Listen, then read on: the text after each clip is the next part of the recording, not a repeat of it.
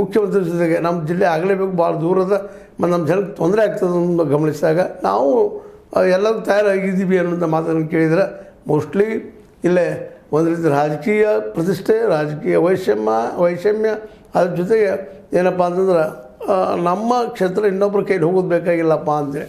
ಯಾಕಂದರೆ ಇವು ಸಾಕಷ್ಟು ಮಾತುಗಳು ಕೇಳಿ ಬಂದಿದ್ದವು ಹಿಂದಿನ ಸಲ ಬೈರಗಲ್ದವರಿಗೆ ಗೋಕಾಕ್ ಜಿಲ್ಲೆಯಲ್ಲಿ ಬರೋ ಮನಸ್ಸಿಲ್ಲ.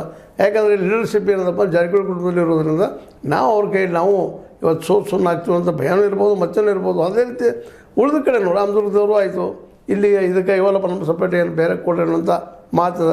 ಸದಸ್ಯವರು ಇದಕ್ಕೆ ಹಾಕಿರಪ್ಪ, ಧಾರವಾಡಕರೆ ಹಾಕಿದ್ರೆ ಜಿಲ್ಲಾ ಮಾಡಲಿ ಅಂತ ಹೇಳ್ತಾ ಇದ್ದಾರೆ.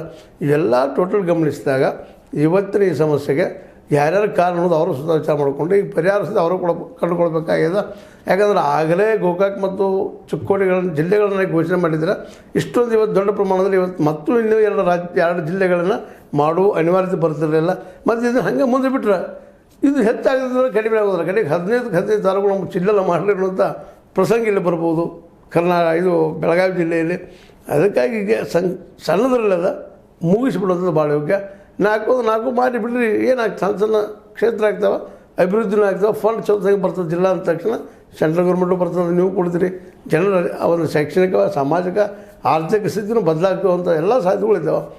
ಸಣ್ಣ ಜಿಲ್ಲೆಗಳು ಆಳೋದಕ್ಕೆ ಭಾಳ ಯೋಗ್ಯ ಅಂತೇಳಿ 40-50 ಕಿಲೋಮೀಟರ್ಗಳು ಸುತ್ತಳತೆ ಆಧಾರದ ಮೇಲೆ ಜಿಲ್ಲೆಗಳನ್ನ ಘೋಷಣೆ ಮಾಡಿದ್ರಪ್ಪ ಅಂದ್ರೆ ಮೋಸ್ಟ್ಲಿ 4 ಬಿಟ್ಟು 5 ಜಿಲ್ಲೆಗಳು ಆಗುವಂಗದ ಅಷ್ಟು ವಿಸ್ತಾರ ಅದ ಬೆಳಗಾವಿ ಜಿಲ್ಲೆ.